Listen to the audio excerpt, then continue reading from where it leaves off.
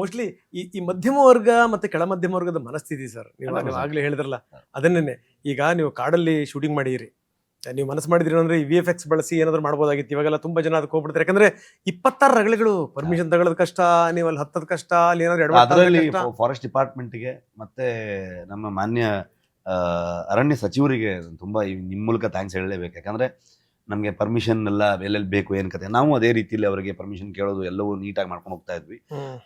ಒಂದು ಕಡೆಗೆ ಸ್ವಲ್ಪ ಕಾಂಟ್ರವರ್ಸಿನ ಆಗ್ಬಿಟ್ಟಿತ್ತು, ಒಂದು ಟೈಮಲ್ಲಿ ನ್ಯೂಸ್ ಆಗಿತ್ತು, ಅಲ್ಲೆಲ್ಲೋ ಏನೋ ಯಾರೋ ಒಂದಷ್ಟು ಜನ ಸುಮ್ಮನೆ ಅಲ್ಲೇನೋ ದುಡ್ಡಿಂದು ವಿಚಾರಕ್ಕೆ ಏನಕ್ಕೋ ಇದು ಮಾಡಿ ನ್ಯೂಸೆನ್ಸ್ ಆಯ್ತು ಸ್ವಲ್ಪ. ಅವಾಗ ಅವ್ರು ಯಾವತ್ತೂ ತಾಳ್ಮೆ ಕಳ್ಕೊಳ್ಳಿಲ್ಲ. ಅವರು ಅಫಿಷಿಯಲ್ಸ್ಗಳನ್ನ ಕಳಿಸಿದ್ರು, ನಾನು ಅವ್ರ ಜೊತೆ ಮಾತಾಡಿದೆ. ಅವ್ರಿಗೊಂದು ಟೆನ್ಷನ್ ಇರುತ್ತೆ, ಯಾಕಂದ್ರೆ ಜನರಾಗ್ಬೋದು, ಮಾಧ್ಯಮ ಆಗ್ಬೋದು, ಒಂದು ಪ್ರೆಷರ್ ಕ್ರಿಯೇಟ್ ಮಾಡ್ಬಿಡುತ್ತೆ ಒಂದು ಅಧಿಕಾರದ ಮೇಲೆ, ಒಂದು ಅಧಿಕಾರದಲ್ಲಿ ಇರೋರಿಗೆ. ಅವಾಗ ಅವ್ರಿಗೆ ಸರಿಯಾದ ರೀತಿಯಲ್ಲಿ ಇದು ಮಾಡ್ಬೇಕು, ಯಾರಿಗೂ ಫೇವರಿಸಮ್ ಮಾಡದಂಗೆ ಮಾಡ್ಬಿಟ್ರೆ ಜನರಿಗೆ ಅದ್ರ ಮೇಲೆ ನಂಬಿಕೆ ಹೋಗ್ಬಿಡುತ್ತೆ. ಅದು ತುಂಬಾ ಕ್ರಿಟಿಕಲ್ ಸಿಚುವೇಶನ್ ಆಗ್ಬಿಡುತ್ತೆ ಅವ್ರಿಗೆ. ನಾನು ಅವ್ರಿಗೆ ತುಂಬಾ ಭರವಸೆ ಕೊಟ್ಟಿದ್ದೆ, ಸರ್ ಏನೂ ವೈಲೇಷನ್ ಆಗದಿರೋ ತರದಲ್ಲಿ ನನ್ನ ಜವಾಬ್ದಾರಿ ಏನೇ ಇದ್ರು ನಾನು ಅದಕ್ಕೆ ನಿಂತ್ಕೊಳ್ತೀನಿ. ನೀವೇನು ಅವ್ರು ಮುಂಚೆನೇ ಹೇಳ್ತಿದ್ರು, ನೋಡಪ್ಪ ಹಿಂಗೆಲ್ಲ ಇರುತ್ತೆ, ನೀವು ಶೂಟಿಂಗ್ ಮಾಡ್ಬಿಡ್ತೀರಾ, ಕೇರ್ಫುಲ್ಲು, ಅಲ್ಲಿ ಏನೋ ಹೆಚ್ಚು ಕಮ್ಮಿ ಆದ್ರೆ ಜನರಿಗೆ ನಾವು ಆನ್ಸರ್ ಮಾಡ್ಬೇಕಾಗತ್ತೆ ಅಂತ. ನಾನು ಹೊಡ್ರು ಒಬ್ಬ ಅದ್ಭುತ ನಾಯಕರು, ಅವರು ಒಬ್ಬ ಅದ್ಭುತ ಮಿನಿಸ್ಟರ್ ಅಂತ ಅನ್ಕೊಳ್ತೀನಿ. ಡಿಪಾರ್ಟ್ಮೆಂಟಲ್ಲೂ ಅದನ್ನೇ ಮಾತಾಡ್ತಾರೆ ಅವ್ರ ಬಗ್ಗೆ.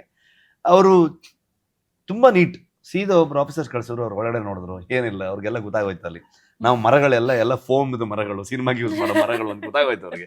ನಾವು ಹೇಳಿದ್ವಿ ಅಷ್ಟೆಲ್ಲ ಕಷ್ಟಪಡಕ್ಕಾಗಲ್ಲ, ಜೀವನದಲ್ಲಿ ಶಕ್ತಿ ಇಲ್ಲ ಅಷ್ಟೊಂದು, ಸೊ ಇದಾದ್ರೆ ಹೊತ್ಕೊಂಡು ಹೋಗ್ಬೋದು ನಾವು ಅನ್ನೋ ಥರದಲ್ಲಿ. ತುಂಬಾ ಅದ್ಭುತವಾದ ಸಪೋರ್ಟ್. ಫಾರೆಸ್ಟ್ ಡಿಪಾರ್ಟ್ಮೆಂಟ್ ಅವರು ಕೂಡ ಅಷ್ಟೇನೆ, ಎಲ್ಲೆಲ್ಲಿ ಶೂಟ್ ಮಾಡಿದ್ವಿ ಆ ಊರಿನವರೆಲ್ಲ. ಸೊ ಅವ್ರೆಲ್ರಿಗೂ ನಾವು ಋಣಿ, ಥ್ಯಾಂಕ್ಸ್ ಹೇಳಿ.